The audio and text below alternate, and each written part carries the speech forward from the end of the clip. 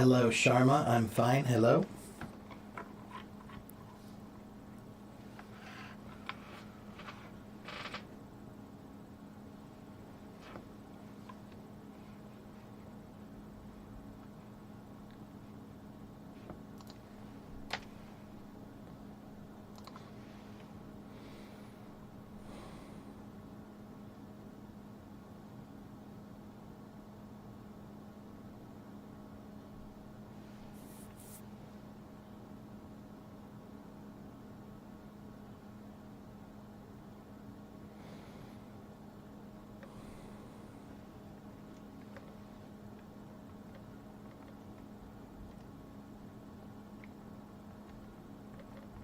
I am here, so hello to everyone.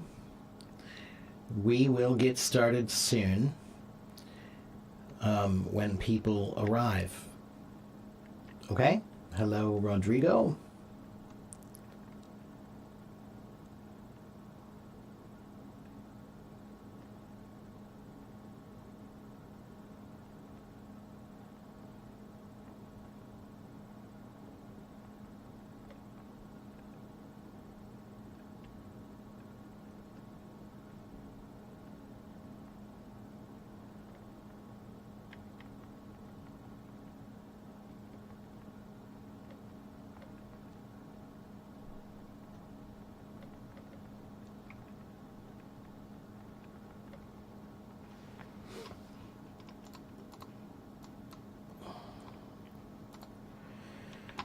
Hello, Zoe. Hello, Crystal. Hello, Rodrigo and Lucky and Peter. Hello, Azra. Hello, Tanvi and Kater and Elbert. Hello, hello, everyone.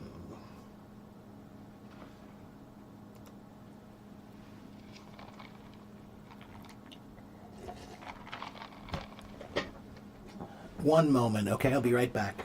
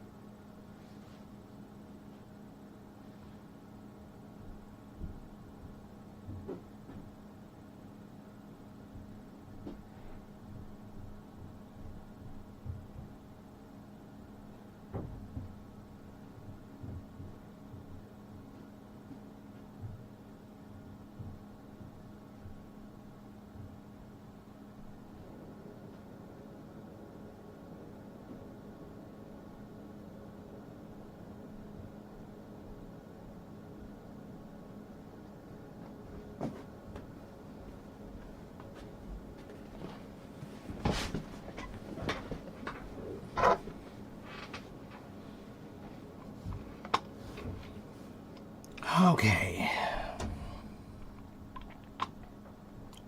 Crystal, yes, it has been a long while. How have you been? I didn't recognize you at first, but now I do. Where have you been? How have you been? I hope you're doing well.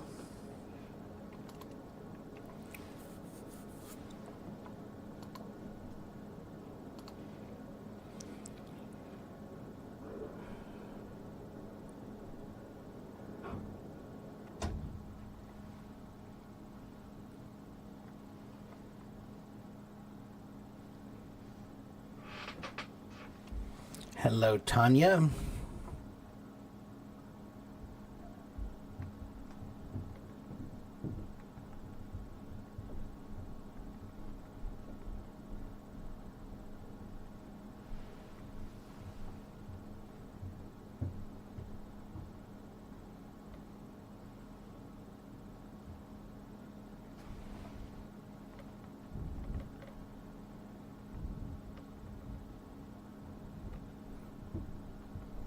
Sorry, everyone. I'm working on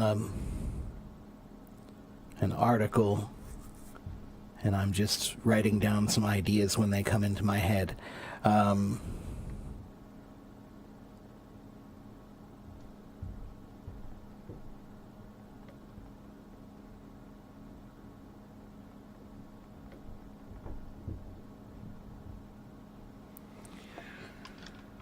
Okay, what grade do I teach? I teach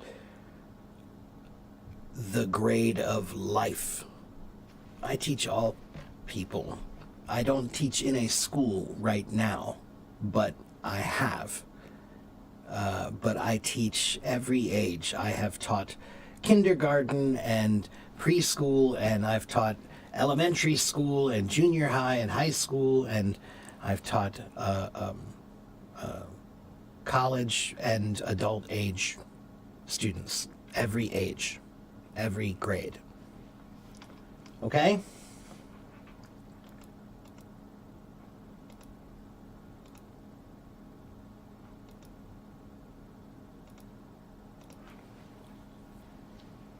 So, today we are talking about concepts. Concepts. I like concepts. I'm a concept guy. Everything in my head is a concept. So, we're going to just kind of talk about concepts. Maybe you have a question about concepts. Maybe you have an idea you want to ask about.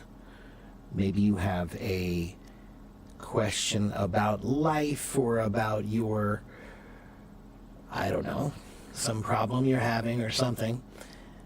I am not an expert. I am not a guru. I am not a master. I am just a guy. Maybe I can give you an answer that you didn't think about, and maybe it's a different way of thinking of things.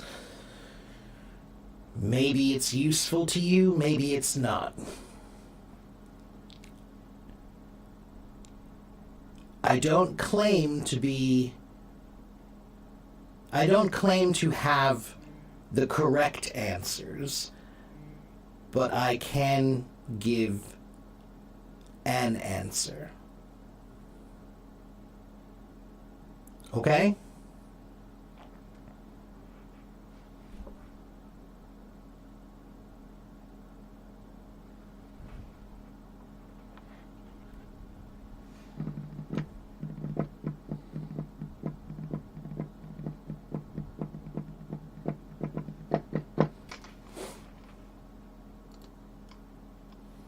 Hello, Zoe. Are you in my YouTube or in my Hello Talk, or both?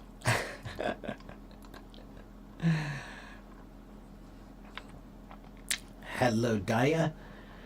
How do you know you're making the right choice? You don't. You don't know you're making the right choice most of the time in life. You know? If you know you're making the right choice, let's put it this way.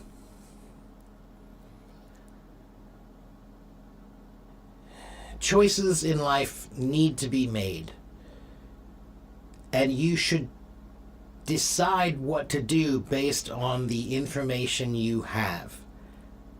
But even if you make the right choice, even if you make what you consider to be the right choice, it's possible that that right choice may not turn out the right way.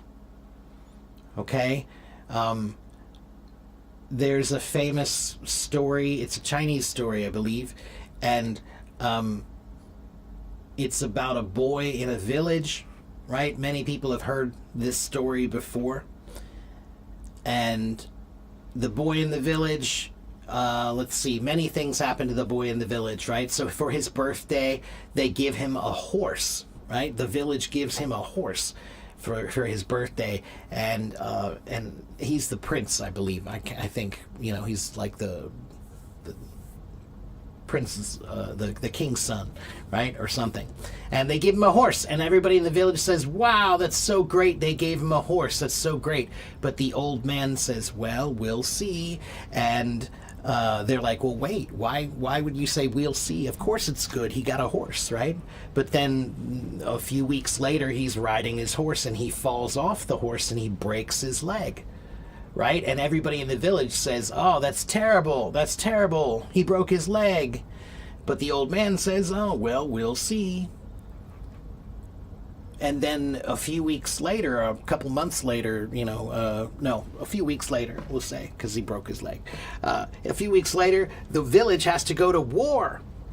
But the boy is injured, so he can't go fight. So the point is that there is a quote that I like. I am not a particularly religious guy. Okay, I'm not a very religious person, but I love this one quote. If you want to make God laugh, make a plan. If you want to make God laugh, make a plan. Right? Because that's how fate is. That's how life is. You can make the best plan, but even the best laid plans sometimes go awry. Awry meaning wrong. They don't work out the way you think. Okay? Life doesn't go in a straight line.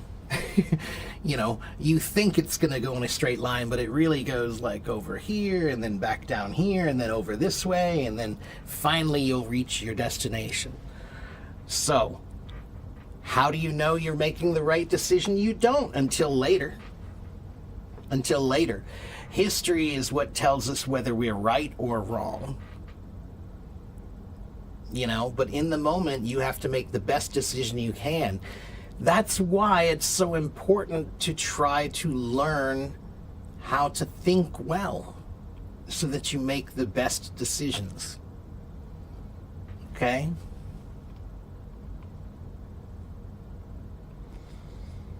That's the best answer I can give. You never really know if you're making the right choice.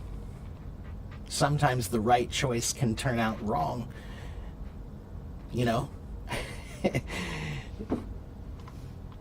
Life is funny that way. Have I ever done charity? Yeah. I taught music for an entire year at one of the most prestigious performing arts high schools in my city. They didn't have a teacher and they needed one, and I was there, and I used to go to school there, so I decided I'll teach. And they said they would pay me, but they didn't. Not really. So yeah, I taught for an entire year. That's one thing I've done. I've done lots of charity. I think I could say that fairly safely. I've done lots of charity. I've done charity here. Right now I'm doing charity. I don't get paid to teach here, but I've taught here for more than 2,000 hours of teaching for free. There's charity. Okay, hello Lily. Oh, you changed your name. Thank you, Lemon. Jot down that quote here in the comments. Which quote was that? I'm sorry.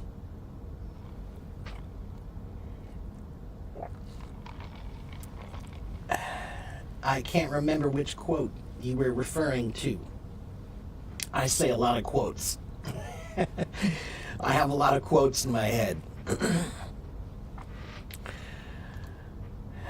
Let's see. Next question. Can your goal be just finding peace? Can it be doing nothing, like literally nothing? That can be a goal, sure. If you study Zen Buddhism, you will find out that that is the goal of Zen Buddhism. Doing nothing to achieve peace. That's essentially, it's either doing nothing or it's the art of nowness, which means not thinking about the future, not thinking about the past, only thinking about the moment that you're in at that moment. That's very difficult to do, actually. So, you can have a goal of just doing nothing, sure. I don't know necessarily if it's a good goal.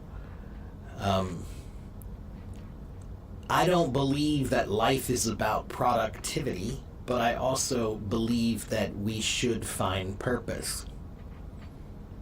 So being productive implies somehow that what you do needs to have value that can be measured in some way monetarily. But I don't think everything that you do needs to be measured in monetary terms. You can measure what you do based on the love that you have for it. Passion. Next question. What is sassy as beep, and is that offensive? Yes, it's offensive because it has the word beep in it. But sassy as heck, sassy as hell, sassy is a term that means kind of feisty. It means you have a certain energy. You have flamboyant, feisty, powerful energy that's sassy, right? You know, I don't particularly find sassy to be very appealing, but that's just me. I always forget the meaning of idioms such as claim to fame. In this example, the word claim is, obscure. So, Larry, the secret of idioms and understanding idioms, almost all of the idioms have a very interesting story about where they came from. Okay, so let me check something.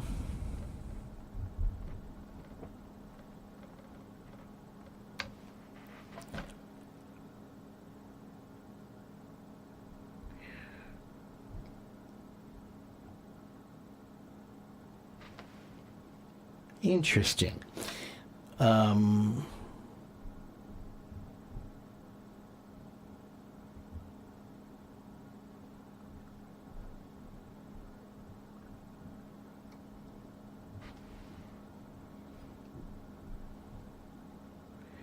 One moment, I'm just reading. Where did it come from? It looks like it might be French and Latin.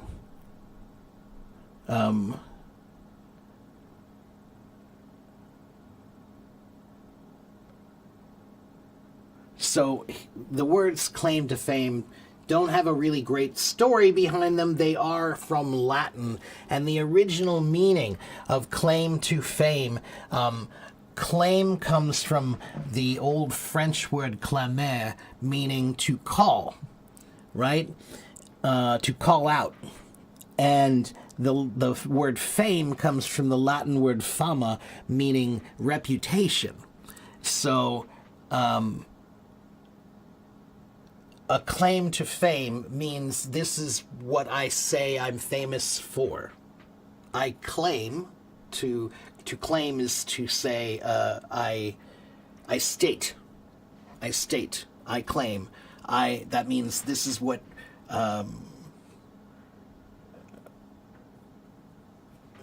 claim is something that you say and believe. So it's something that's believed. That's your claim. Okay? So a claim to fame means my claim to fame is I'm a teacher on Hello Talk. Okay?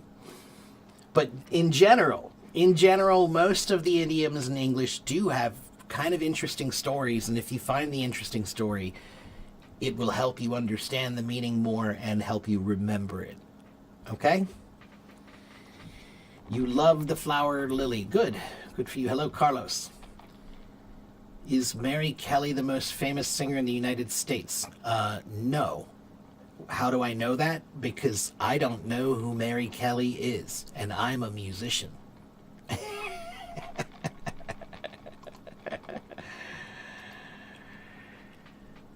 Do I think you can speak English one day? Of course I do.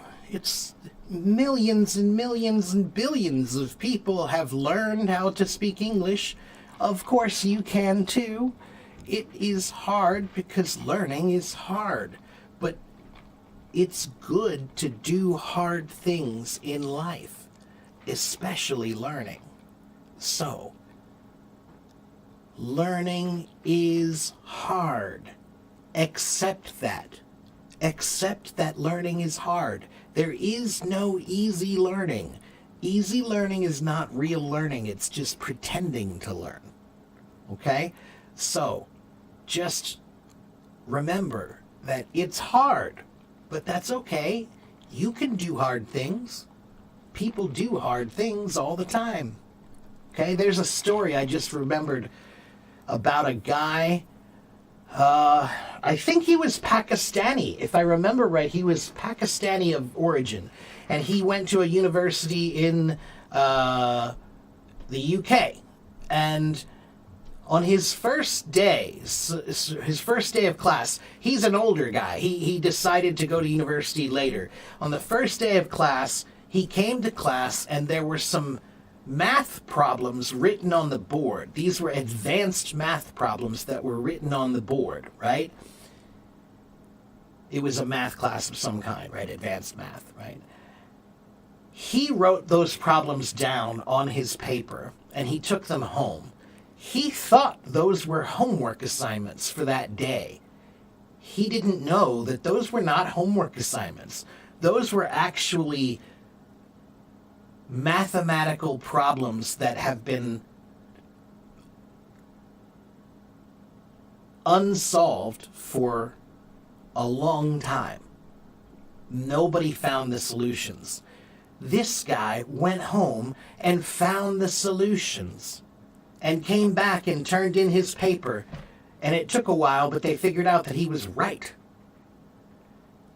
So the moral of the story is, he didn't know that the thing he was doing was hard. He just did it.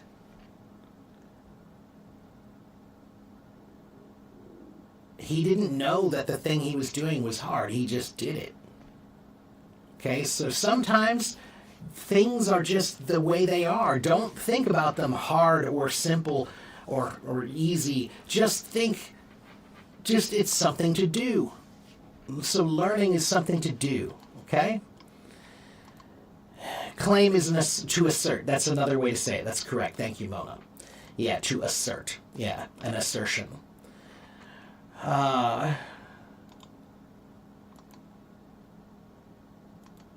Are there language barriers when British and Americans communicate? Kang Hao, not really. I would say most of the time, no. Okay? 90% of the time, no. Okay? There might be a few words that we know that they don't know, and there are a few words they know that we don't know, and there are some idioms they use that we don't use, and some idioms we use that they don't use. And maybe there are a few people who have accents. Some people in my country who have very strong accents that are difficult to understand, and they use a lot of slang that will be hard to understand. And in the UK, if there are many accents there, and some of those accents are very difficult to understand, and they have a lot of slang. Those people might be difficult to understand. Okay? You study every day, but you didn't improve. Sarah, then maybe the way you're studying is not working. So you should follow me here and pay attention, write down some notes, and most of the things that I will tell you are not the things that you heard in school. Okay? Which is correct to tell when to introduce someone, my name or is myself? My name is Lipse. I'm sorry, Lipesh. My name is Lipesh. I gotta get my glasses checked. My name is Lipesh. That's what you want to say. My name is, not myself is. My name is. Okay? Or, I am Lipesh. My name is Lipesh. I am Lipesh. Okay? Hello, Lynn. How are you? Thank you very much. Hello, Nikhil. Please be patient. There are many comments, so I need to read them and answer questions. You read a book. A man there had hallucinations. He felt he was genius and was happy. Then he was cured and felt unhappy and ordinary. Which is better?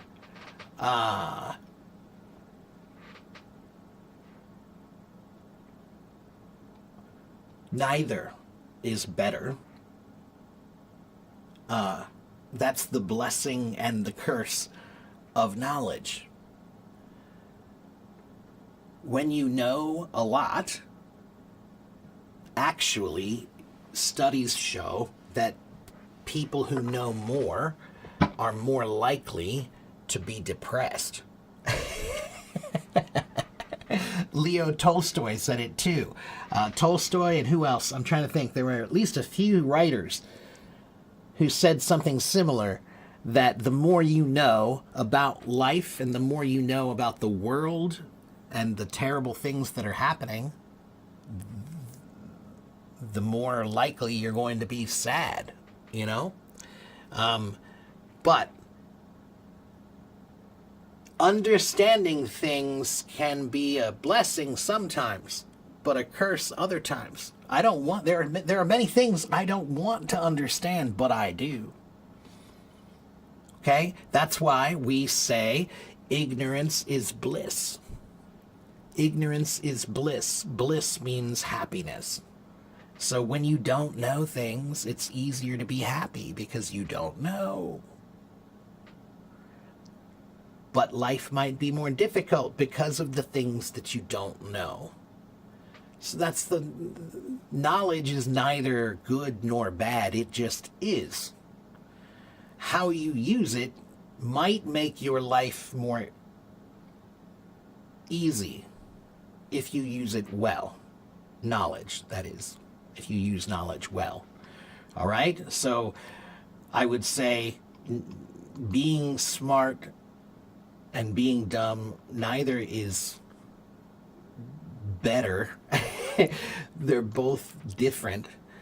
I prefer knowledge over ignorance because I want to understand things.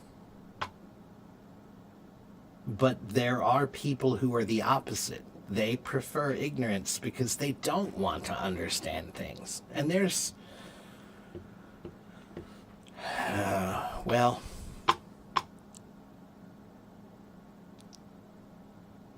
understanding is hard sometimes. Not everyone has the mental endurance to try to do all of the difficult things. I don't.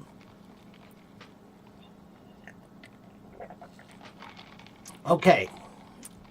It's been 1 month since I returned to studying English.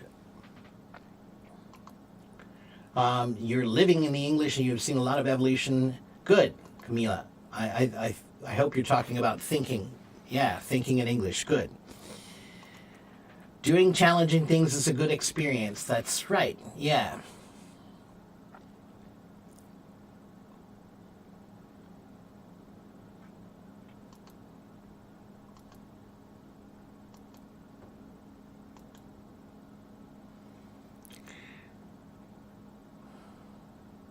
We have to live the English as something interesting, not only a boring study. Yeah, I agree. As long as you say not only, because you do need to study, and sometimes it is boring. But you are right. You do need to make it exciting and interesting as much as you can. Anything that you learn, this is the way. It is boring sometimes. It is difficult sometimes. But it can be interesting if you try to make it interesting. Okay? I would say 95% of learning can be made interesting. There are some things that are just hard and can't really be made interesting.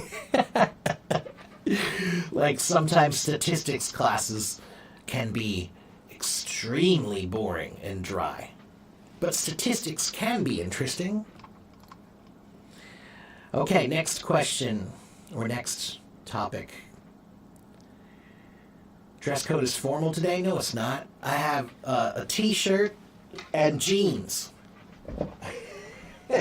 And a jacket. That's it.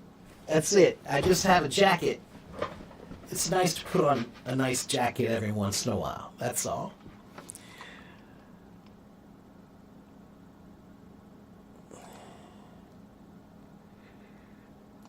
He was an American, but wasn't he? But his last name, there it is, Danzig.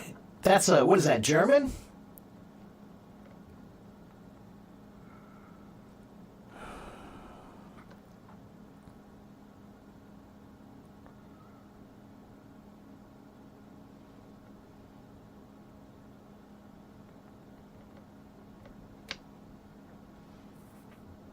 He's from Oregon. Huh, okay, yeah. I must have gotten that mixed up in my head. I've been reading a lot of articles. I thought he was Pakistani, but I think I was reading about another guy. Okay, I got that mixed up, but thank you for the correction.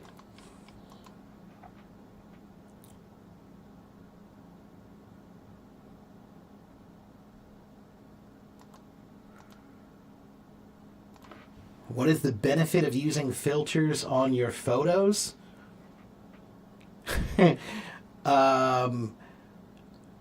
If you're talking about selfies, I don't know because I never used them. If you're talking about filters when you take pictures of, like, if you take pictures of a beautiful sunset or you take pictures of some food you ate, food is a perfect example. Sometimes you eat some really delicious food and you're so excited about the food that you want to take a picture to show your friends. But the truth is that the average camera, even a great camera today, the way it takes pictures, the way it sees light is not exactly the way we see light. So that means that sometimes the food that you see, it looks beautiful and bright and vibrant, but when you take the picture, it looks kind of dull, not vibrant. So that's when I pop on a little vivid filter and then a little bit of saturation. I oversaturate just a little bit in the color to brighten it up a little bit, and then then now the food looks yummy the way you imagine it to be. Okay, so I use filters all the time when I take food pictures, for example, or maybe pictures of like a scenery, okay, outside. But I don't take selfies very much ever. One. And two,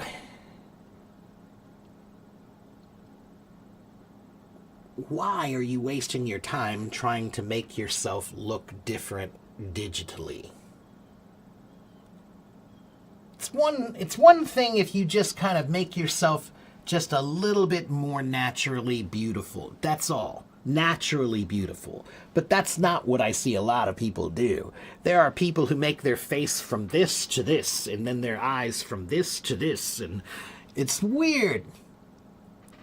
And it says that maybe you are not happy with who you are. That doesn't sound right either. Okay? Nobody has perfect looks. That's not a true thing. There is no definition of what that is. Everybody thinks there's something wrong with the way they look, but confidence is a huge, huge part of being attractive. Confidence means that you have to believe that you look good the way you are. So when I see people use a lot of filters on their face, when they're taking pictures, that tells me you are not confident. That's not that attractive. So sometimes you're making yourself look more beautiful with the filters because you think that makes you look more attractive. But it makes you look less attractive because it makes you look less confident. It makes you look like you need to make yourself look different. You don't like the way you look. Okay? Next question. Even though I cannot fully understand and communicate with others now, do I need to listen to other people's English conversations every day in order to learn English? Kang Hao, you need to listen. Period. You need to listen as much as you can in every way you can. It doesn't really have any value to say 1 hour or 3 hours or 30 minutes. Don't measure the amount, just do a lot. That's the secret of every great student. Okay? Good students don't measure the number of hours, they just do a lot. You don't need to measure if you're doing a lot. You know you're doing enough. Okay? So I have no idea how many hours a day that I do things, but I know that I do them a lot. Okay? So, you need to listen to conversations that you hear from people around you. You need to listen to podcasts and live streams and news and songs, anything that you can listen to. Listen. Listening is something that you can do very easily a lot of the time. Okay, so you should do it. Mental endurance will be enhanced through physical endurance. Do I agree on this? I'm going to say no. And I'll tell you why. Because just because you can run really far doesn't mean that you can read a book or finish a difficult book, right? So let's imagine reading Tolstoy, War and Peace, okay, or something like that, right? Let's read something really difficult, Moby Dick, okay? Just because you go to the gym every day and you work out and you exercise a lot, that does not mean that you have the mental fortitude is a good word, to do focused learning, focused reading, focused studying. Those are different kinds of endurance. So, I think you should work on both. I think that every human needs to think about every part of their personality development, their personal development. We'll call it not personality, personal development. So that means physical development and mental development and spiritual development. It means developing in every way that you can. Okay, so you should develop in all the ways. But I'm not going to say that working out at the gym means that you're going to study well. I hate to say this, but this is true. The majority of people that I see going to the gym a lot do not read a lot. I hate to say it, but it's true. Okay, the majority of people I see who are taking pictures of themselves all day, they don't read a lot either.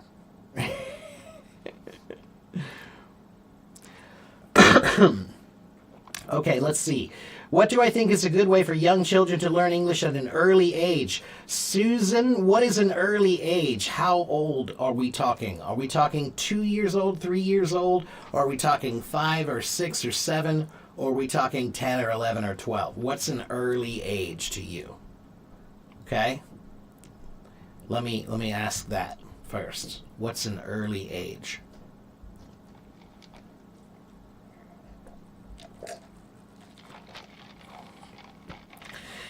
Maria wants to know, do I wake up full of energy in the morning? No. I hate the morning. I am not a morning person. That's why I have this enormous cup of iced coffee.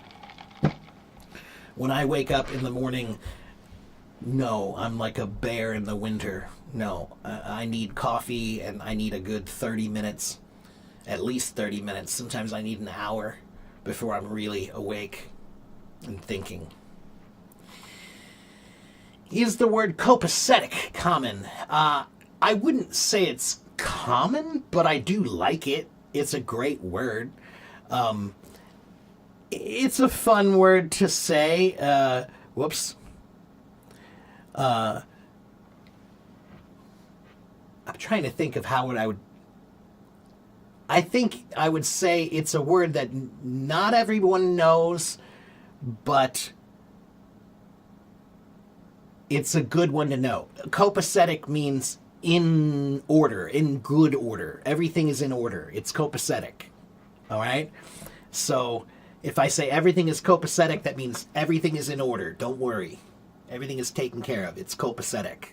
All right? I wouldn't say it's common, but it's a good word. Okay, let's see. Did we get 3 to 6 years old? Okay, Susan. So usually what I tell people, Susan, is before the age of 5. No, actually. Okay, let me think about my answer for a moment. Between the ages of 2, 3, 4, 5, 6, I'll say, somewhere between 2 and 6, those are the years when you should not be teaching them almost anything, not directly. All of your teaching should be indirect teaching. So that means that you have to create a passive learning environment for them, an English passive learning environment. So for example, you can get some sticker notes, and you can write the words of things around your house, right? So on the table, you can write in Chinese, 桌子, and then you can write table. And then on the, on the door, you can write 门 and then write door, right? So now that person your kid will walk around and see, 门 door, right? They'll start learning words just by seeing them around the house, all right? Or Peppa Pig and, SpongeBob and some of those cartoons for kids, those are really great for passive learning. Kids love watching them and they learn a lot from them, okay? Then you can do simple teaching passively. For example, if your daughter wants an apple, right? They ask for an apple, and you can say, okay, you can have an apple, right? But then I want you to look at them and say, 苹果英文怎么说? That's all. Just ask. Or better than that, don't even ask yet. For many weeks, just say the English word with the Chinese word. So when you say 苹果, say apple, right? I have a few students who are very young, and when I teach them, I use Chinese and English, but I say everything together. So that way they're hearing the language they know, and they're hearing the language they don't know, but they're associating the two, right? So, yeah. So that's what I would say, is between the ages of 3 to 5 or 6, you really shouldn't be teaching them or giving them homework or anything difficult. You should create as many passive things as you can. Games are great. Playing games are great, okay?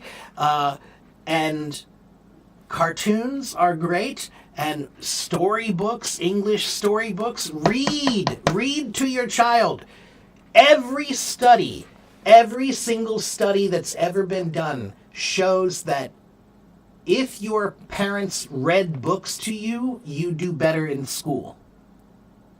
If your parents, they read stories to you, it doesn't matter what language.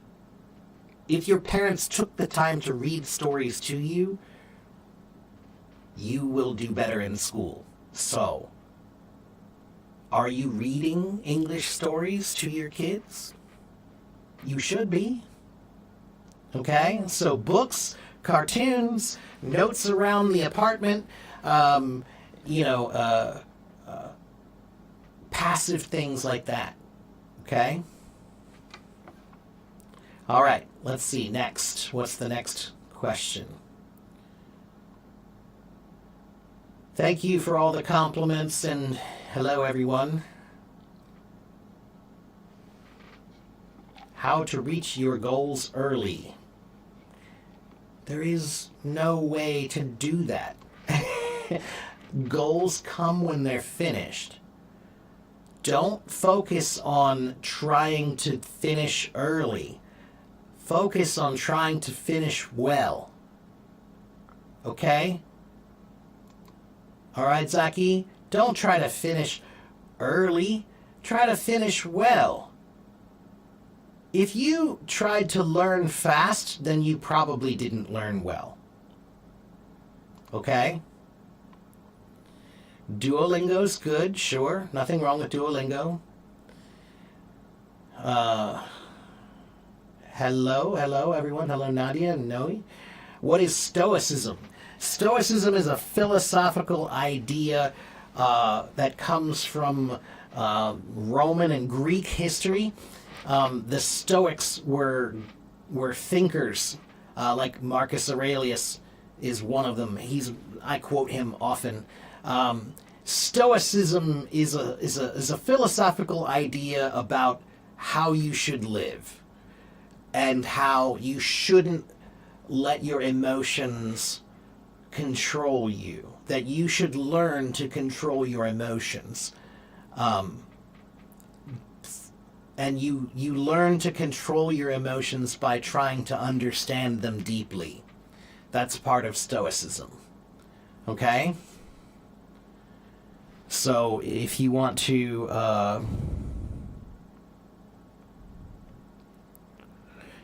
know more about Stoicism, you can read about, let's see. Let me give you some good ones that I like. Marcus Aurelius, Seneca. Seneca is another famous one. Diogenes. Diogenes was a famous Diogenes of Babylon.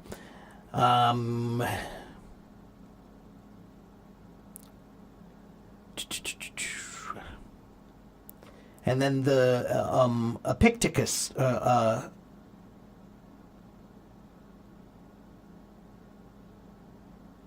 always pronounce his name wrong. Epictetus, not Epictetus. Epictetus. He also wrote a lot of good stuff. Zeno of Citium is also somebody, but I've never read much of his work, so I can't really recommend it. But I know he's one of the big ones. Okay? So there's Stoicism. Next, what do I think about someone that has tendencies of thoughts like Rodia... from Crime and Punishment. Oh, I was going to say, who is that? So that's a deep one.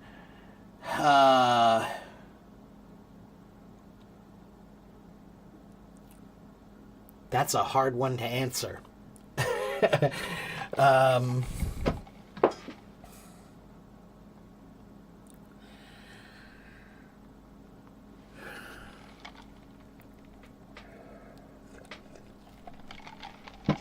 Let me think about that for a minute. That's a hard one to answer. What do I think about them? Yeah, give me a minute to think about my answer. Let me answer a couple more simple ones, then I'll come back to you, okay? Fortitude, this word, British accent and American accent, which one sounds better and reasonable, do you think? They both sound fine. Fortitude. Fortitude. Well, that's my British accent. It doesn't matter, Jason. 都可以,随便,随便. Hello, Carolina. How can I start reading an English book if I don't understand every word in this book? Don't read that book. Don't read books. If you don't know English, don't read books. You're not ready for a book yet. Read short stories. So here is a website, eslfast.com. This website is free. This website has thousands of tiny short stories that are for beginner to intermediate level. They're very simple, very easy. That's where you start. Okay? Don't start with a book. If you're starting a language, you start with short stories. Okay? Next question. Let's see. Thank you for the gifts. Yes, Carlos has a good definition of it too. It teaches people to stay calm, rational, and virtuous no matter what happens in life. That's right, yeah.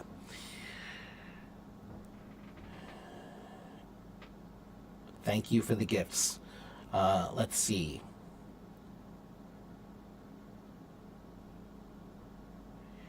They all sound equally great. What's important is you have to be consistent. If you learn the British accent, then don't mix it up with the American accent. Actually, that's a funny thing you say that, Larry.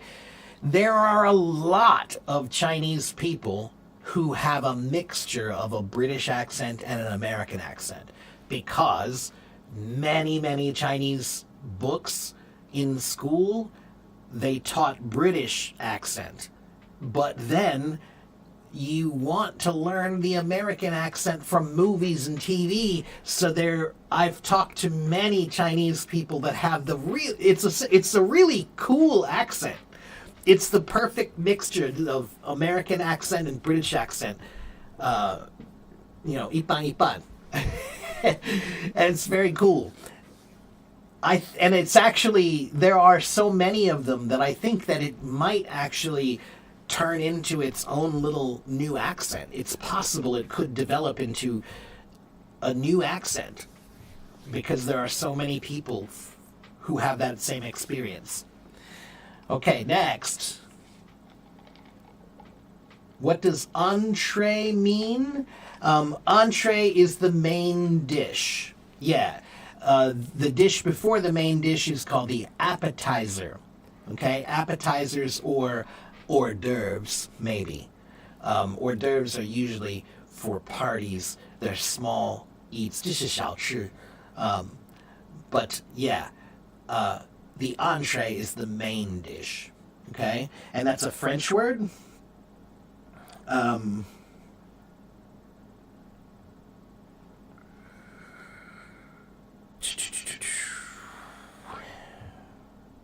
It's funny because you're right. The original meaning of entree was entry, meaning the first dish before the main dish. But that was the old meaning of the word. That's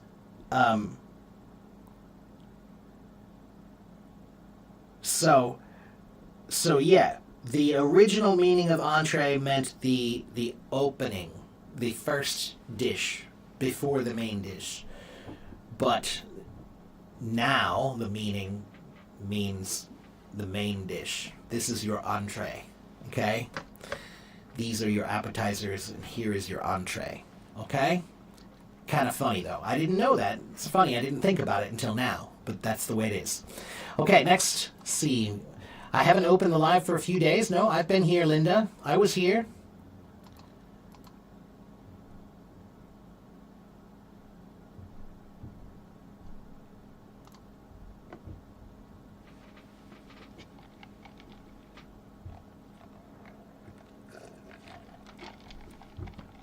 Mahmoud, what do you want me to remind you about what?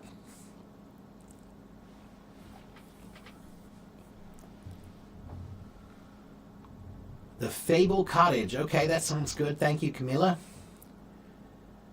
That's right. Marcus Aurelius is one of my favorites. I often quote him here. You became stuck reading. Try some different reading. Zachy, there are so many things to read.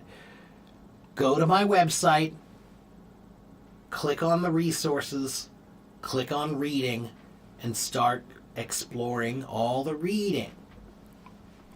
If you think that you have read enough, you are wrong. You have never read enough. Keep reading. Can I show the website? Yeah. Okay, here's my website. One moment.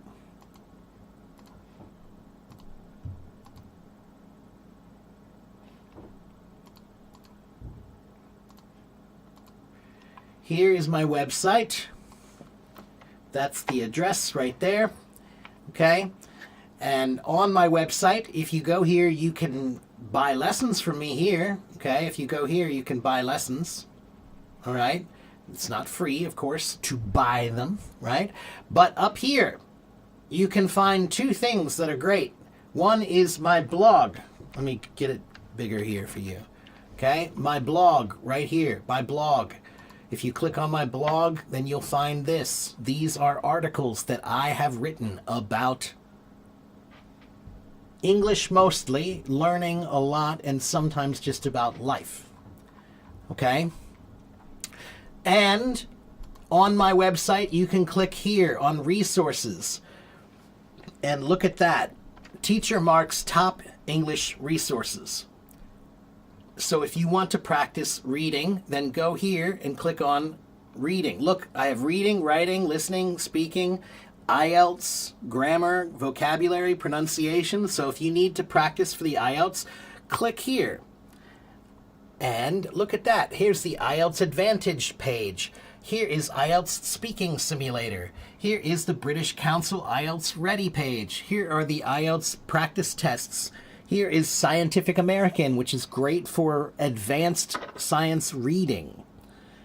C2 level reading. IELTS Simon, TOEFL IBT. Look at all these channels that I have for you for the IELTS.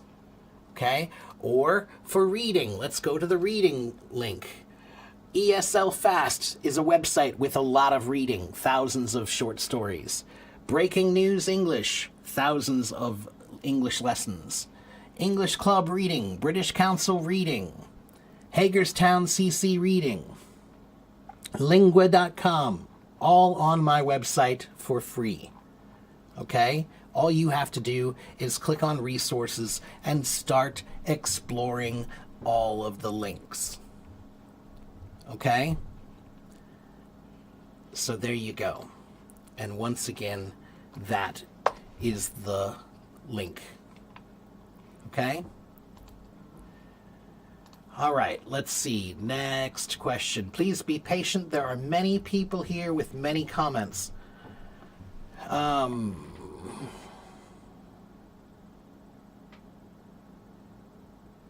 What time do I come on this app? Mahmoud, I come on sometime in the morning in America, like New York City time. All right, so maybe I come at 9:30, maybe I come at 10, maybe I come at 10:30 in the morning, sometime in there, right? Today I started around 10:10, I think.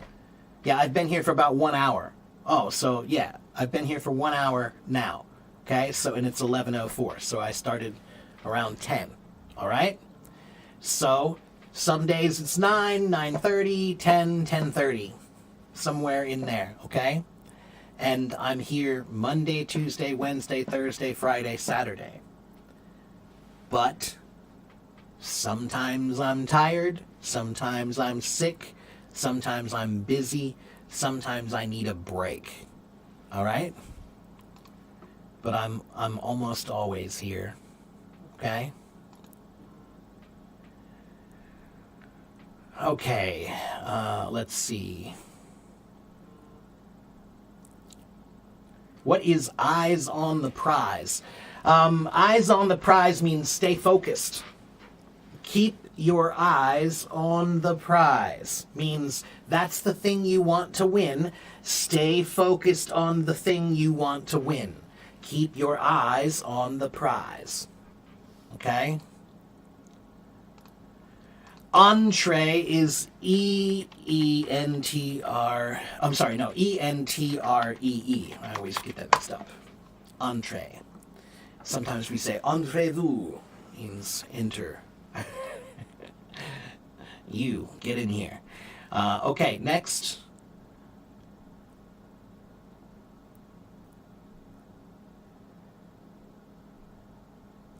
Is the website available in China? 我感觉一些人可以用，我感觉一些人需要用梯子。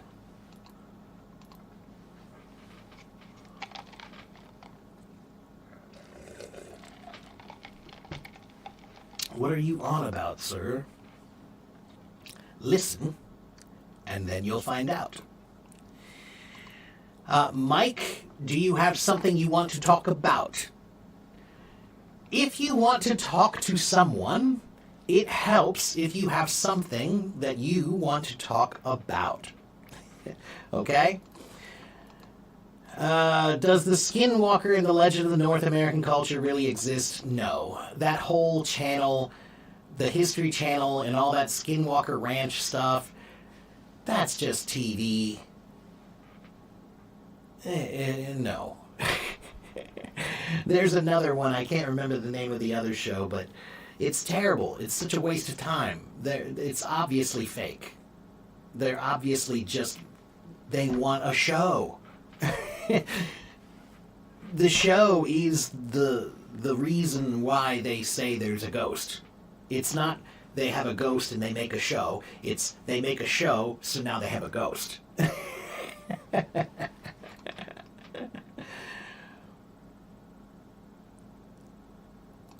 Philosophical books are tough. I often look up the words, do natives struggle too, or is it just me? Of course they struggle. Philosophy is hard. Philosophy is hard. Philosophy, philo. Philo means love. Sopho means wisdom or knowledge. So philosophy means the love of wisdom or the love of knowledge. And yeah, of course, just yesterday I was reading some philosophy from Bertrand Russell. He's a historian philosopher. And he created a concept called logicism, which is a form of mathematical philosophy. It's philosophy by using math. He was one of the first to really come up with that.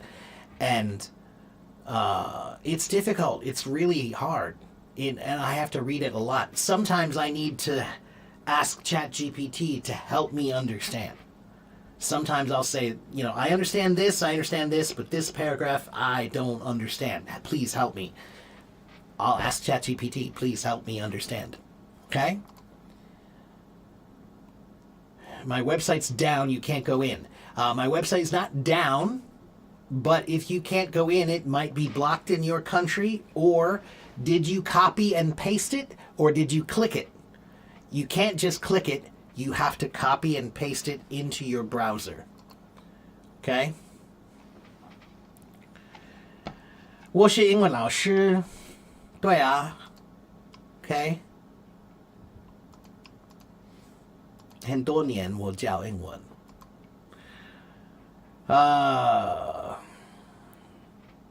Can I write the time that I'm available? Okay, I'll try. Monday through Saturday at about, I'm going to say 9:30. Let's see.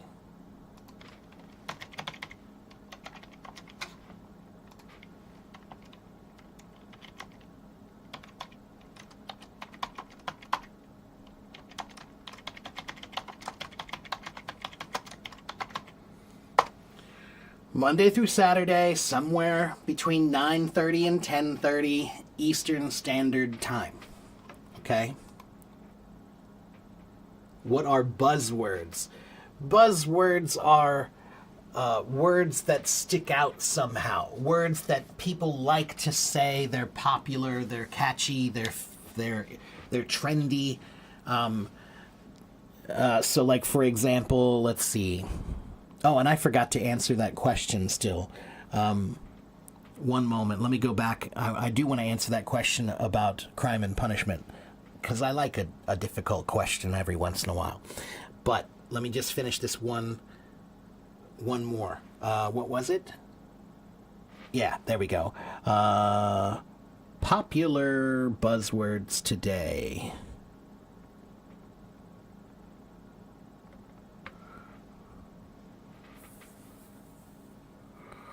Like LLM and AI powered and deep dive or self-care. These are buzzwords. They're words that are trendy. They're words that are popular, that people like to say now. Okay?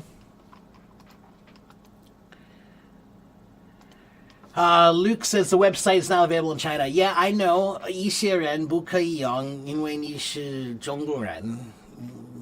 不好意思。需要梯子。Okay?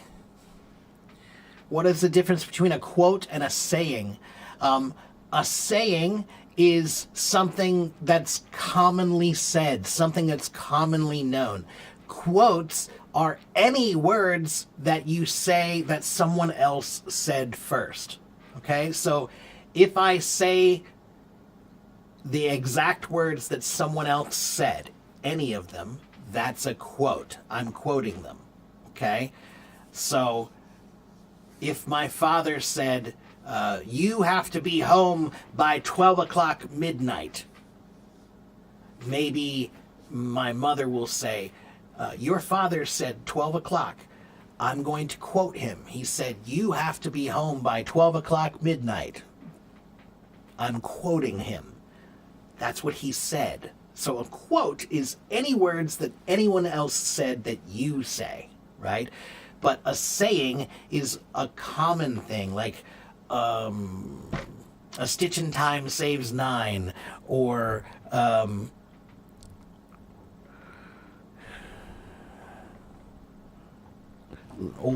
for example, break a leg, or I feel under the weather, although under the weather is actually an idiom.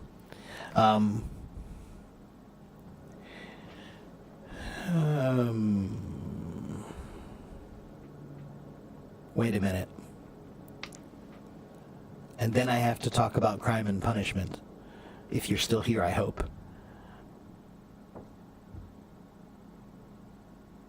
So this is not, I don't like the answer I saw when I looked it up, so I'm going to tell you my own answer. So, again, a saying is something that, it's a quote, but it's a quote that many people know commonly. All right? A website or a grammar book to learn grammar for free? Okay, I'll try. One, go to my website and look at the grammar links. There are a lot of grammar links there that are all free. Okay? Games to learn English.com. That's a free website that you can play games to learn English, and a lot of that is grammar. Now, the next thing I'm going to tell you is not free, but it is good. It's a book called Basic English Grammar by Saddleback Publishing. This is my favorite grammar book, okay? I have many grammar books, 50, 60, 70 grammar books. But that one is the one I teach from because it's much more simple, it's much easier to go through, and it doesn't feel so boring and painful, okay? So it's not free, but it's worth buying, okay? All right. Hello, Chris. Thank you for the gifts. Do I think Chinese is difficult to speak? Yeah, pretty. I mean, yes and no. I think the tones are difficult. I think that writing and reading, of course, is difficult. But speaking, the grammar of Chinese is so much easier than English grammar that in some ways it's simpler if you can learn the proper pronunciation.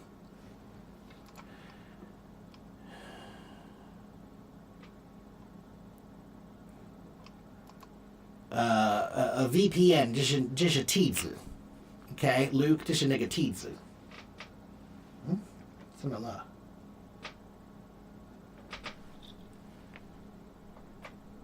Weird.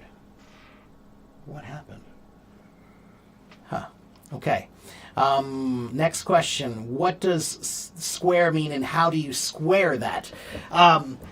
In this case, to square something means to make sense of something or to rationalize something. How do you defend it? How do you rationalize it? How do you explain it? Okay? How do you calculate it, right? So, for example, sometimes we use the term square, like maybe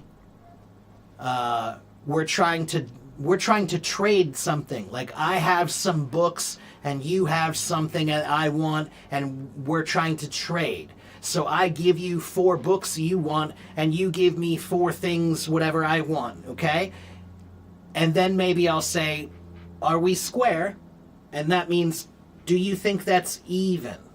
Is the calculation even? Is it rational? Okay, does it make sense? Okay, so how do you square that means how do you explain that? How do you rationalize that? How do you explain the calculations of that? Okay? Thank you so much, Chris. Chris is so nice. Follow Chris, too. He's one of the nicest guys on Hello Talk. Opportunity, opportunity, opportunity, opportunity. Okay? Hello, Daredevil.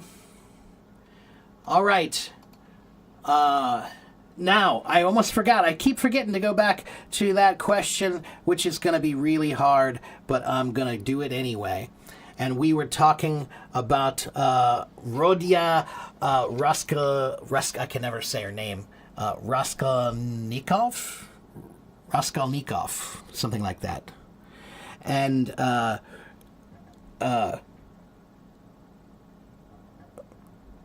somebody was asking me about her character. Like, what do I think about her character? This is going to be hard to answer because I think a lot of people didn't read the book, so it's going to be hard for you to understand.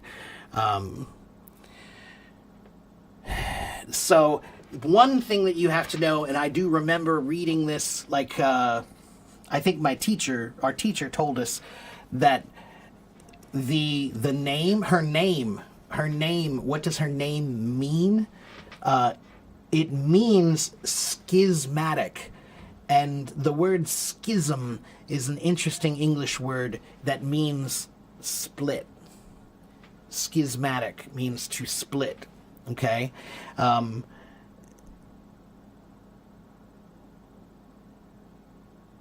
that's kind of interesting to think about if you consider the book.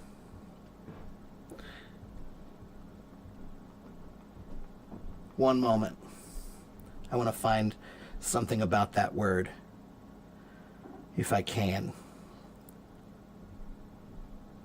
So again, the word schism means a split, right? And her character is the character that has an internal fight, a fight inside. One is the rational, logical, cold thinking person, and the other one is the warm, compassionate, empathetic, humane person. And so that's what her character is really all about, is the division of trying to be rationally logical and making decisions without emotion, but also being empathetic and compassionate and making decisions from that, right? So that's what her character is about. So I'm not sure what you want me to say about her character other than that, but that's the importance of her character, is the idea that we fight a battle between doing sometimes what's right and doing what's good. Right? So meaning doing what's correct, I should say, not right, correct. Doing what's correct factually, but emotionally, maybe there's another answer. Okay? Okay, let's see. Wow, that was great. Somebody asked me about Crime and Punishment, a book I haven't read since I was 20. I don't know, 24, something like that. What does ostracize mean? Ostracize is a word that means that you don't like this person anymore, so now you want them to go away, and now you want them to not come back. It's like banishment. To ostracize is kind of like banishment, but to ostracize might not be making them go away. It might just mean you're treating them badly. So to banish someone means, I don't like you, so we want you to go away. You're banished. Go away and stay away. That's a banishment. To ostracize somebody is more like, everybody in town doesn't like this person, so we're not going to buy anything from them. We're not going to talk to them. We're not going to do anything nice for them. We're going to be rude to them. That's to ostracize someone. Okay? And let's look at that word. I bet it has an interesting meaning. I mean etymology. Ostracize. There it is. Ostracize comes from the Greek word ostrakizine, meaning to banish, right? So it means to banish. So that was the original way. That was the word that meant banishment in Greek.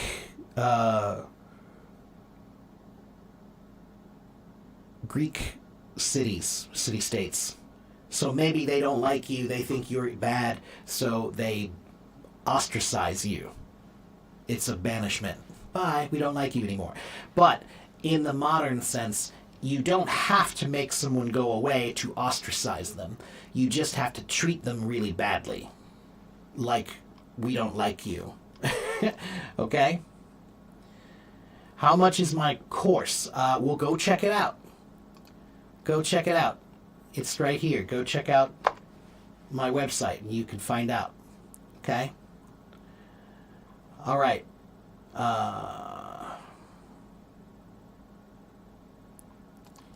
Thank you, Chris. What's my dinner? You're having momos? I like momos. It's not dinner time yet. It's morning. It's afternoon here now. It's almost 12 o'clock. So I'll have lunch soon. I don't know what I'm going to have for lunch today.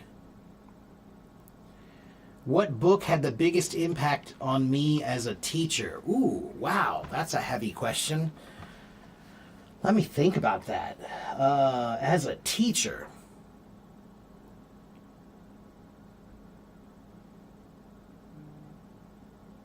That's a really good question.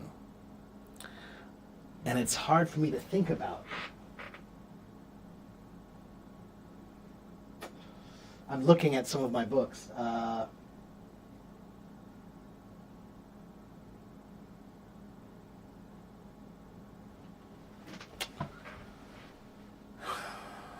Let me think about that a minute. I think maybe a good answer will come to me. Which book affected me most as a teacher?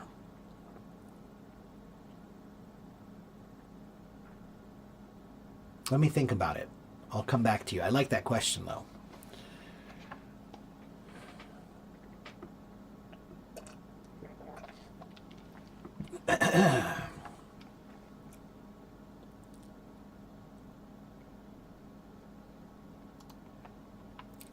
How do you write the words you talked to? What do you mean? How do you spell them?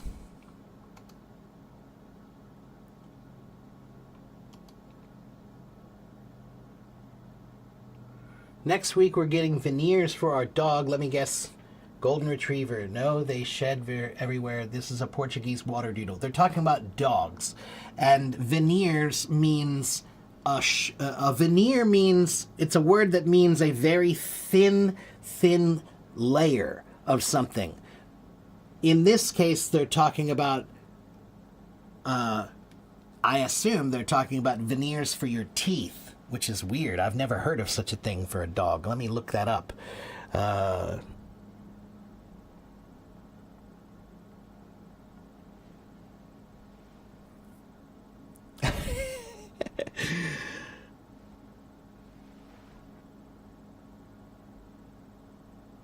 Yeah, it must mean the same thing. It's a layer of porcelain that they put on your teeth is a veneer. Okay? The other way that we often use the term veneer is when we're talking about furniture. Furniture, like a table. Maybe they make the table, and most of the wood of the table is a very common wood that's very strong. But on the top of the table, they have a very, very thin piece of wood, but it's beautiful wood. It's so beautiful. That's the veneer. Okay, it has a wood veneer. So in this case, they're talking about veneers on the teeth of the dog, which is very weird. And then Golden Retriever is a kind of dog, and so is a Portuguese water doodle. Those are two kinds of dogs. Okay? Excuse me. What book is what? I don't know what we're talking about. Hello, Zoya. You want to write a persuasive speech contest without the help of AI, but you couldn't. Okay. I don't know why you shouldn't use AI to help you. Majda, you just need to remember, if you're going to use AI, you need to be honest about how you use AI. AI can be used to learn, or AI can be used to cheat. And there is a big difference, okay? So if you want help with your persuasive speech, if you ask AI, just write it for me, that's cheating. If you write as much as you can, write everything you can with your own words into ChatGPT, then ask it to please help me make it better. Help me correct the English and help me figure out what mistakes I made. Why did I make that mistake, right? If you do that, and it's a process of like question and answer and question and answer, question and answer. If you're doing that, then you're learning, and it will help you to improve your speech. And it will teach you how to improve your speech. If you just ask it to write it for you, then you didn't learn anything. It just did it for you. That's cheating. Okay? Let's see. Seeing how humans are all obsessed with and crave everything that appears superficially appealing, even willing to stake their lives on it. This is...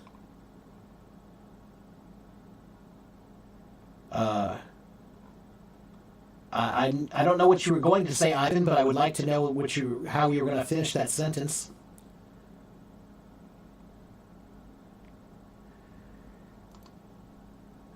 Yeah, Chris is a buddy of mine here. Chris and I have known each other for a few years here now.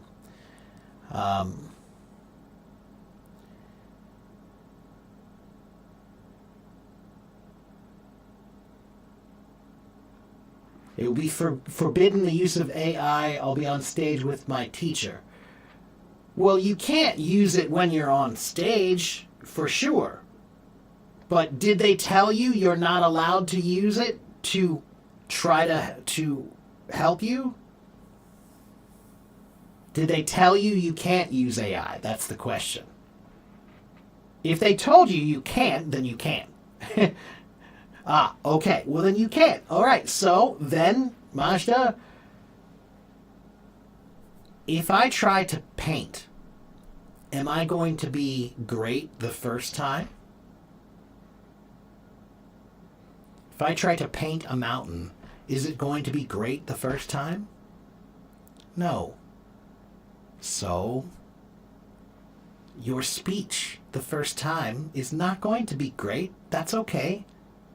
But how do you become great? To become great, you must be prolific. Do you know that word? Prolific. It means you have to do it a lot. You have to make it or do it a lot. That's to be prolific. So if you want to be great at writing speeches, then you have to write a lot of speeches. You wrote one. Okay, it's not perfect. I'm not surprised. It's your first one. Keep writing. Okay? Nobody is great the first time. All right?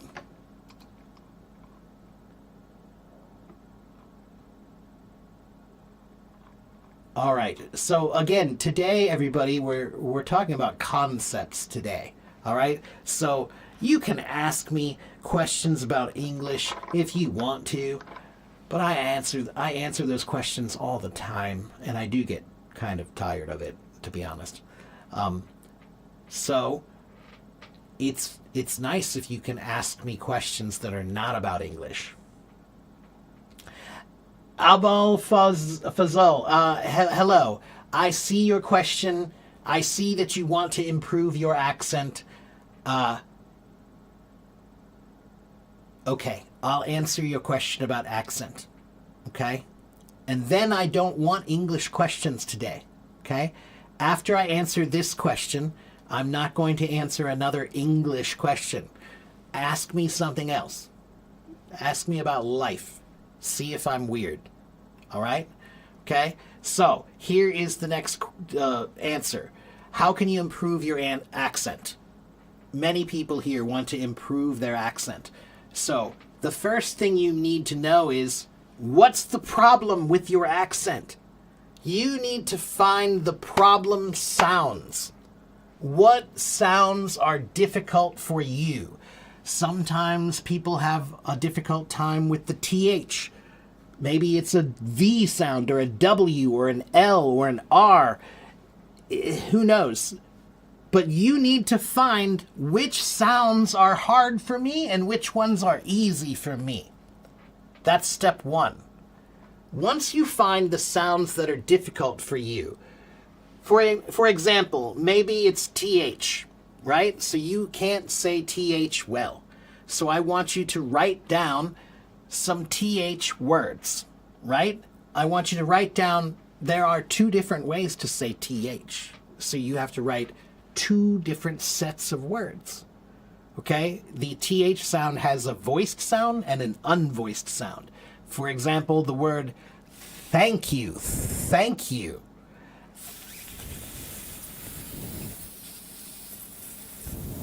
That's the unvoiced TH sound. It doesn't have much sound, it's just air. But then there's another TH sound that's called the voiced TH sound.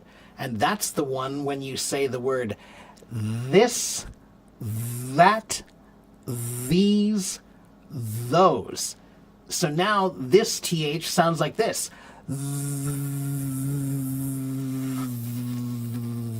So we have two. One is and the other is the mouth position is the same. One, you have to put your fingers right here. If you put your fingers here, then you will feel your mouth when you go zzz, it will buzz here. You'll feel it vibrate. Okay? So, find the problem sounds, write down a list of words that have those sounds, and then start practicing those words every day. That's one of the best ways to fix your pronunciation.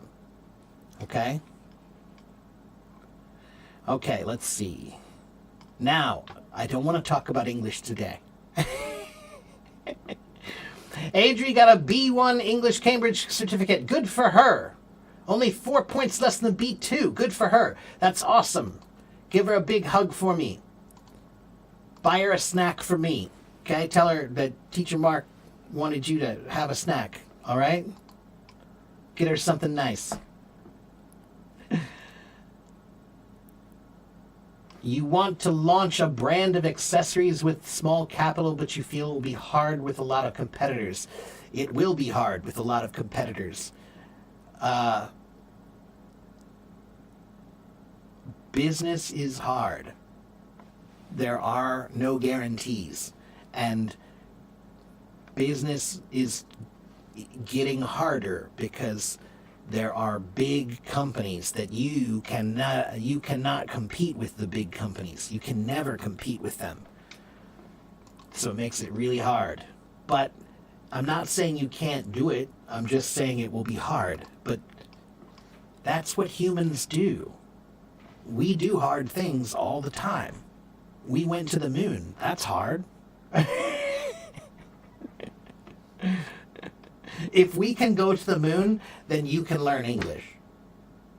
Okay? If we can go to the moon, then you can launch your brand of accessories. Okay?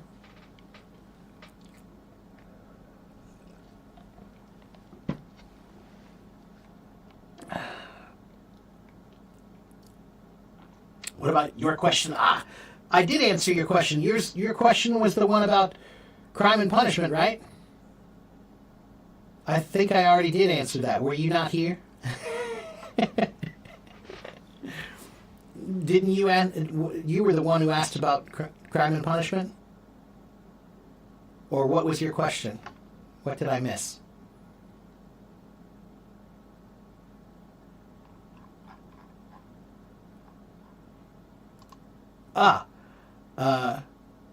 Oh, right. The book that had the biggest impact on me. I'm sorry, I did forget about that one. One moment, I want to go look again at some of my books here, and I'll see if I can give you a good answer.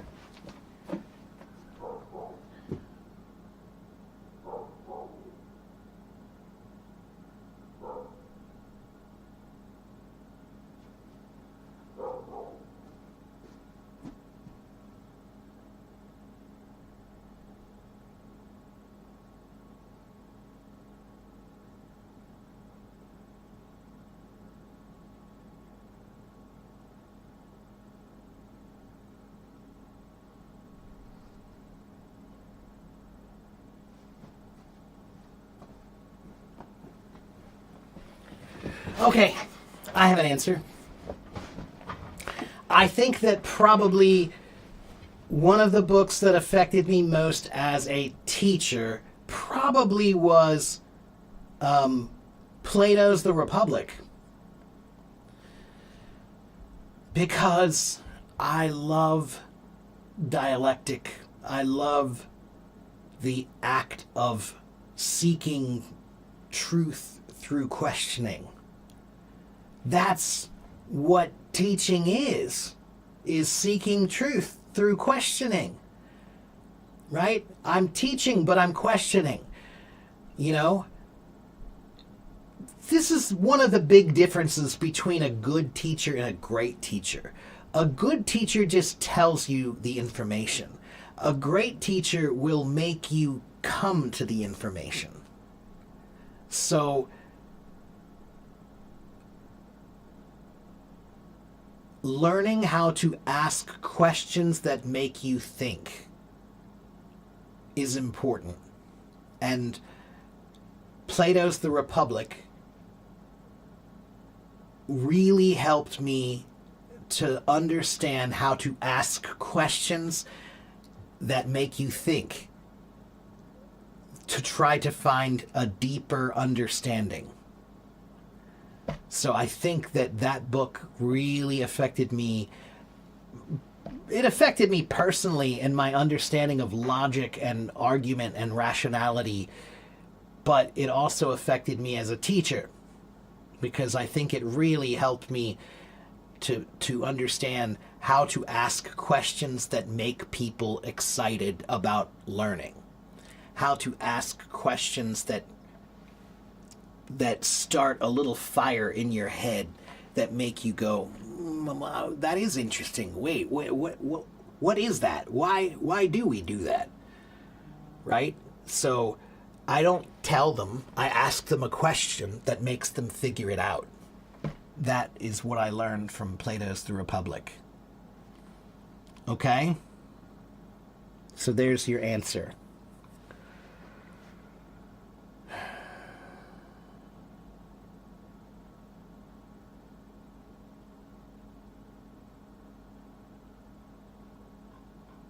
Okay, so again, today we're not talking about English today, everybody.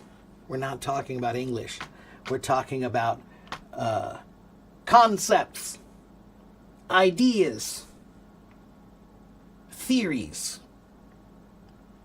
We're talking about big ideas. All right?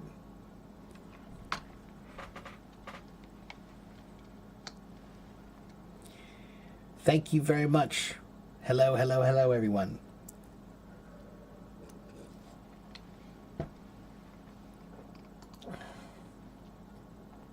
Grace, hello, Grace. Grace wants to come say hi. I want to say hi to Grace. I haven't seen Grace in a long time.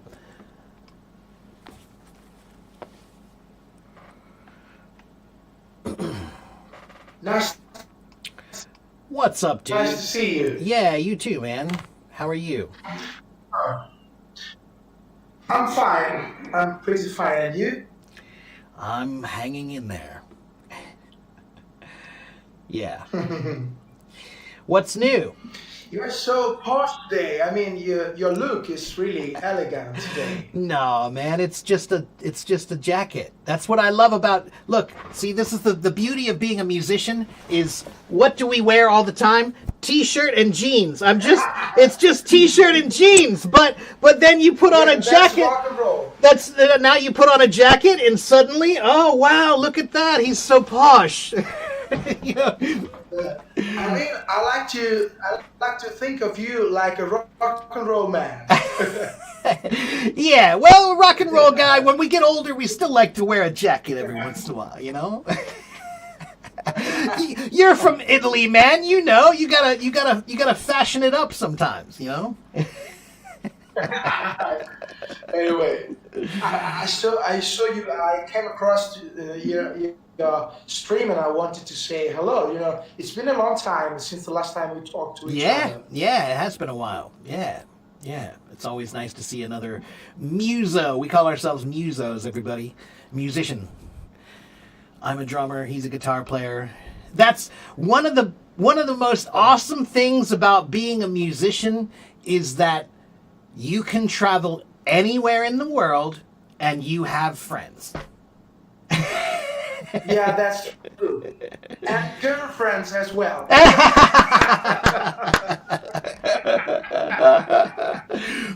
He's something more. He's not lying. He's not lying. But anyway, I'm sorry, yeah. forget it. You know, I'm just kidding. That's all right. Yeah, they know. Yeah, no, but that's one of the things I love about music is the brotherhood of musicians, you know, like everywhere I go, no matter what city I'm in, what country I'm in, if I see another drummer, we can hang out. You know, if I see some people in a band and I say, hey, I'm American, I'm playing bands, we can hang out, you know, like we know the same things. It's the same lifestyle. So it's fun. Yeah. That's true. Yeah. Yeah, like music put people, you know, together. It's really easy. The stage is really easy to make friends and to share. Yeah, it was one of the best things when I moved to Taiwan when I was living there. I was able to find friends immediately as soon as I got there. As I played drums. Oh man! Now I'm playing in this band. I'm playing in this band. I'm playing in this band, and now I'm connected to all these people. You know, it's a beautiful thing. You know, it doesn't matter. I could go to any country and I could find work. I'm sure. You know, and when you find work, then you find friends. Now you're connected to that whole scene, because connections are so important to musicians. You know. We have a jam to do. The first time you come here to Italy, Yeah, just man. wanna push some gig together as I would well. love to. I would absolutely love to. That would be so fun. Yeah, totally. Yeah. I love your guitar. It's a nice guitar. What is that? Is that a? Yeah, yeah, Les Paul. Les Paul, yeah. 1957. Ooh. First year, which was built the Humbucking. Nice humbucker. Yeah. Yeah. Yeah, it's a rock and roll. Awesome. You know, one of these days they're going to make the technology good enough that we can play live together. But right now there's a sound delay, so we can't. Yeah, it's late. The late back wouldn't be so good. Yeah, the latency would For the make it listeners. impossible. But I know that there are some programs that claim they can do it now. I haven't tried them yet, but yeah. You should try. One Yeah? is called Reaper, which is a DAW, like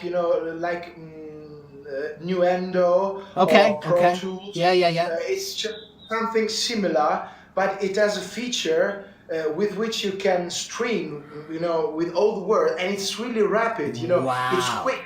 Man, that must be quick. That's crazy. Yeah. Wow. Amazing. Well, maybe we'll figure that out one of these days. That'd be fun too. Yeah. But do you also teach drums? I do. I only have like one drum student anymore. He's this rich guy that I teach who just he lives not too far away, and he wants a private teacher, so I teach him. But for 20 years, that's what I did. I worked in a music store teaching drums in the afternoon, and then at 9 or at 8 or 9, I would go to the club and set up and play, and yeah, so it was Monday through Saturday teaching in the afternoon, and gigs usually Thursday, Friday, Saturday, Wednesday, Thursday, Friday, Saturday, usually 5 days a week, maybe 6 if you're lucky. My city is not too big. Like if I lived in Chicago or New York, I could play every night, no problem. In my city, you can play every night, but only if you can play like every style of music, so that you can, you can play in lots of different venues, yeah. So, but in my city, like on a Monday night, there are not many places that even have live music, so you really don't have many options of playing on Monday, So I mean, America is really wide, so it's impossible to generalize. I mean, I Sure. imagine the U.S. like a place full of music, or clubs full of music. But I guess it's not just like the same. It depends on the area, depends on the city, depends on the culture. Yeah, and what I would say is, in the 1970s and 80s, every city in America had so much live music you can't even imagine. You can't even imagine. Every place had amazing live music in the 70s and 80s. But then in the 90s, it started kind of getting harder. In the 2000s, it started getting harder. After COVID, oh man, it took a big hit. So now there are definitely a lot fewer places to play than there were before COVID. Money is tight, and people don't have the money to pay. They don't want to pay the band, So, yeah. But like I said, that's my city. My city's not that big, But if you go to Chicago or New York or Boston, there are There are plenty of places to play and lots and lots of musicians and great competition everywhere you go. Nashville, but also the South, for example, Yeah.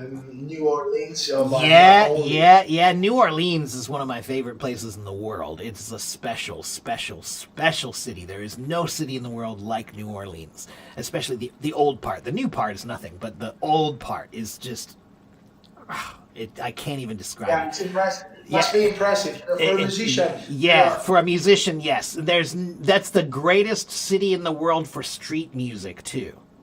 There is Yeah, it's a thrilling place. It's a everywhere you thrilling go, place. there's street music, people playing on the street, and they're all brilliant. They're all amazing. You know, the competition down there, nobody sucks. Everybody's really good. Nashville's is like that too. If you go to Nashville, even the worst place in the world will have the best players you've ever seen playing. It's really amazing. Yeah. Tell me if it's really true that in the past, like in the 17th or maybe much before, there were the roads and the streets in New Orleans, and one side was from the black people and the other one from the white clubs playing other kinds of music. Is that true, or is that a story told by the movies? So half true, half true. Yes, for a long, long time, there were white clubs and black clubs, and it wasn't. I don't remember there. It just was like across the street. No. It was like across town. Like the black side is over here and the white side is over here, and they're not next to each other across the street or anything like that. No, that didn't happen for a long time. And there was there's a movie called The Green Book, and that movie is about it's about this book that all the black musicians and performers had this book, and it was a book that showed them all the clubs and the restaurants and the hotels that were safe for them to play. And there's a great movie about a black musician. He's a pianist who he has a driver who's a white driver who drives him around the South to play these shows. And it's a really, really great movie about that, about the racism and the segregation and all of that. And you can also watch the movie Ray, about Ray Charles.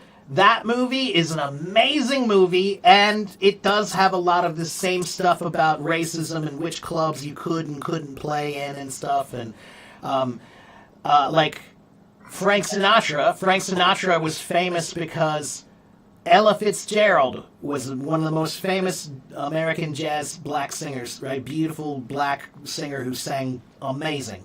And she was the greatest jazz singer of the day, but many clubs would not let her play because she was black. Frank Sinatra was the #1 most powerful musician in the world at that time. And he said, if she can't play, then I won't play.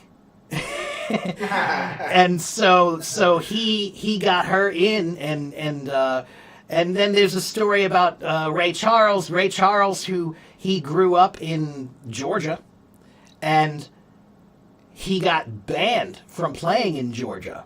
The whole state banned him from playing. He wrote a song, the most famous song in the world, called Georgia, Georgia, Georgia on my mind, right? Beautiful song. And many years later, the state of Georgia actually had to make an official apology to him and to welcome him back. Yeah. So there's certainly a lot of truth to that. It's a lot more complicated than that, and it's really important to try to learn the full history of, for example, New Orleans, and how jazz was born, and how jazz gave birth to blues and rock and all of the other musics that we listen to now. They all came from New Orleans. Yeah. There's another beautiful movie. It's called Mississippi Adventure. Yeah. And it's really beautiful. It talks about Robert Johnson. Yeah. And the Mississippi. The blues. Yeah, that's right. Yeah. When the blues was born, and with the guy into the film. They go to the south, to the New Orleans, and they show a road, a street, in which the two sides were really totally split. You know, in one pavement, in one sidewalk, there were the white claps, and to the other side there were the black. Right. One. Yeah. But I mean, so that's a beautiful film too. So here's the story that I'll tell you. I'll tell you one short part of the story. So, for example, so America, a long time ago, we had a lot of slaves, right? And where did the slaves come from? They came from Africa. And when they were in Africa and they were collecting the slaves, they learned something. They learned that they could communicate with each other using drums. So, for example, maybe they would come to one village and they would attack the village. But the village, they were ready. They knew they were coming. And they're like, wait a minute, how did they know we were coming? Because they had these huge drums that they could beat a rhythm on, and that rhythm would travel miles, and the next village would hear it and say, trouble's coming. And so they would get ready. So the white guys, they learned, hey, they can communicate with their drums. So guess what? In America, it was illegal for all slaves to play instruments, especially drums, in all of America, except in one place on one day a week, in New Orleans, on Sunday, in one little place called Congo Square.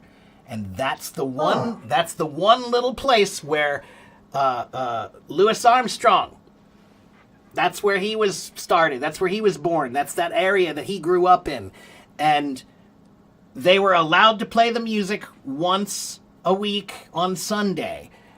And of course, they didn't have their traditional instruments because they were all destroyed, because they were considered a threat. So they destroyed all the traditional drums. So now they have to figure out what can we play. So they played whatever they had. And what did they have? They had Western European instruments like trumpet and trombone and tuba and snare drum and bass drum. And so they took the instruments from classical music and then they added their sense of African music, and boom, jazz is born. Yeah, I know that.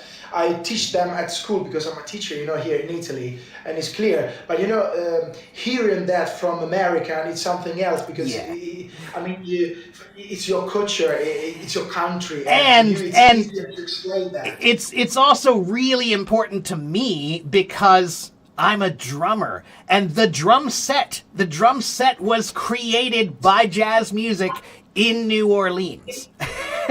New Orleans was a very famous city because it was a port. It was the most important port because it's on the Mississippi River. So they could bring goods there and then put them on boats to go up the Mississippi and go throughout the country, right? So it was a really important city because of that. So guess what? They had lots of imports from many countries. So, for example, if you look at the very early drum sets from America, the tom-toms, the toms, they're Chinese toms. They're decorative Chinese toms. They were just decorations that somebody thought, oh, that's cute. Let's sell them in America. But then a drummer said, oh no, that's perfect. Let me just put that right here, And the original name of drum set, the first name was called the trap set. And the word trap was short for the word contraption. And a contraption is a device that's a whole bunch of things put together. That's a contraption. So that's what a drum set is. It's a whole bunch of things put together. That's a drum set. So that's an instrument. Go ahead. Which was played into ragtime music in New Orleans with piano, and percussion was something like here with the spoon. It's called a washboard. I forgot the name. It's called a washboard. It's a washboard. Yeah. Yeah. So Yeah. This is another part of the story that's very interesting, because remember I told you that they said that it's illegal to play drums, and they took away all their traditional drums. So they took things that were regular things that were sitting around the house that looked normal. Yeah, spoons. Yeah, like spoons, and like a washboard, or a for a bass they had a broomstick and a string, and they had a washboard. And here's the reason why: because they could play music on these. And then if the slave master comes, when he comes, oh, no, we're not playing music, we're just washing clothes. We're not playing music, we're just washing clothes, Washing dishes. That's right, yeah, that's right. So that was a secret way of being able to hide the instruments, by making instruments from common things. Yeah, that's really brilliant. Yeah. Brilliant idea. Yeah. And they were swinging because they were playing swing. Yeah, that's right. Yeah. That sense of swing is because of the African feel of music. African music has the 6/8 feel. And the 6/8 feels. Yeah. 1, 2, 3, 4, 5, 6. 1, 2, 3, 4, 5, 6. Yeah, that's true. Right? And so that 6 feel is where we get the shuffle, and that's where we get the swing feel. Yeah, the movie is Mississippi Adventure. Someone asked me. Yeah, Mississippi Adventure. The movie Mississippi Adventure. Yeah, so anyway. Crossroad, maybe. Crossroads. Crossroads. Crossroads is the Robert Johnson movie. That's right, yeah. Yeah, Crossroads in English. Yeah, that's right. Yeah. So, yeah. Again, I'm a history nerd, and that story is just, it's so important. It's the history of my instrument, so it's so important to me. And I've studied it so much, and I've read so much about it, and I've read books about it and everything, and it's just one of my favorite stories to tell about America. It's a dark story that, because, we're talking about slavery, and of course that's terrible, but even from terrible things, sometimes beautiful things are born. And jazz music was born because of it, The most beautiful flower in the world, lotus, comes out from the mud. That's right. Yeah, that's right. So, yeah, anyway. And jazz is really one of the only true American art forms.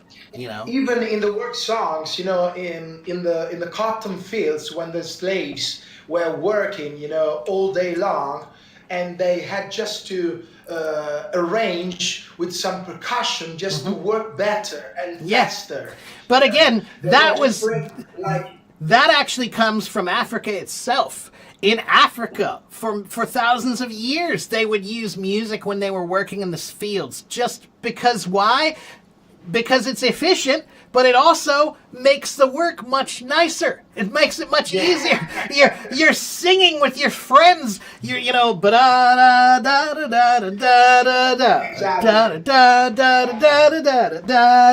Right? Like, it's got a feel to it. It gives you a rhythm. Now you feel like it's not work that much anymore. It's a song, right? And you're all together. It's communal, right? So, but then the slave masters realized, wait a minute, we should let them sing, because when they sing, they work harder.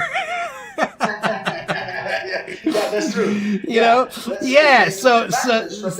So they let them sing if they're in the field.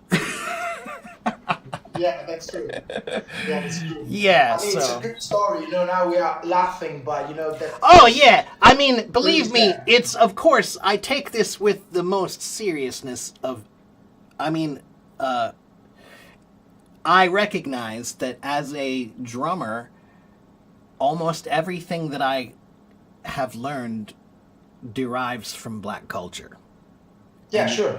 And so, of course, I have the utmost respect, because it's my entire life.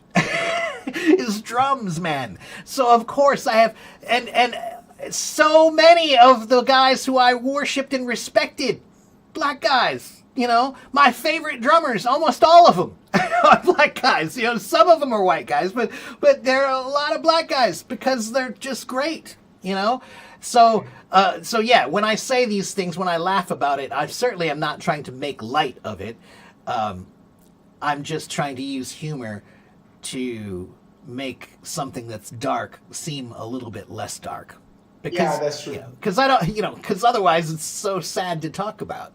Of course, it's super dark. Yeah, we are musicians, so we are conscious about that situation. That's right. But Yeah. not too many people can really figure out the situation. That's right. That's right. But that's why I said it's so important. It's such a beautiful story that if you really want to know, you should read more about it and learn about it.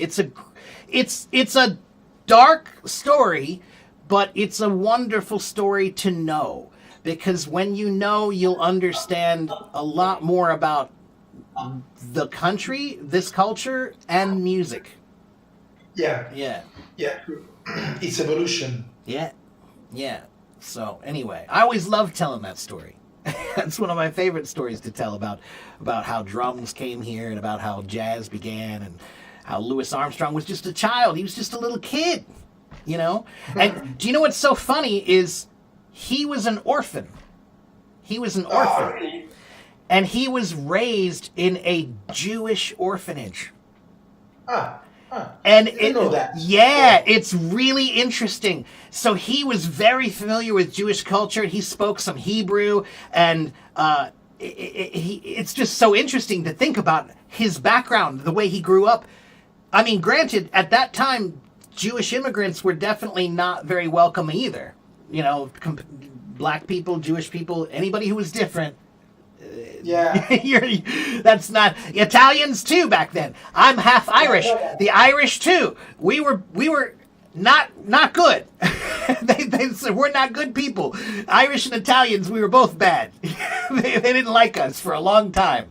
And then later they were saying, "Oh, you're white enough. You're close enough to we're close enough." But yeah. Anyway, yeah. Anyway, man, hey, it's always great to talk to you, man, and good to see you. I want to get going here because I'm getting kind of hungry, but yeah, it was a pleasure to see you again, and Thank you, Mark. For me, it's a pleasure. And I hope I go can back make it to over there. guitar. Yeah, I hope I can get over there sometime, and we'll figure something out, man. Because yeah, for sure, it'd be so much fun. We should do a little a duo or a trio or something. We can maybe put together some, Yeah, some well said. gigs. Well said. Yeah, absolutely. All right, brother. Well, take care. I'll see you next time then, okay, man? All right. Peace, brother. Yeah, you too. All right. Guys, I'm tired and I'm hungry. I hope you enjoyed the conversation that Grace and I had. I know it was hard for some of you. But yeah.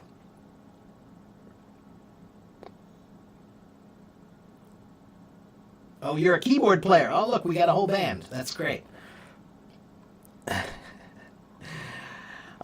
So once again, guys, I'm so sorry, but I am tired and hungry. My stomach is making noises. No, you don't want to hear that.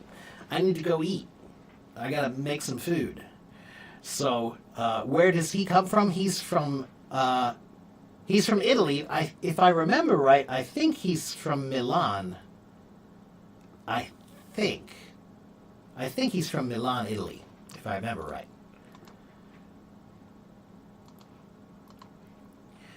Okay, hurry up and go eat. Well, okay, I will. Come back and see me again tomorrow. I should be here tomorrow. There's a possibility that maybe I'll be too busy tomorrow, but I might be here tomorrow. Okay, you want to keep listening? Okay, well then you can go to my YouTube channel and you can listen to me all night long. I have hundreds of videos there, okay? So, all right, thank you guys. Have a good morning, have a good afternoon, have a good evening wherever you live in the world, and I'll see you guys next time, okay? Bye.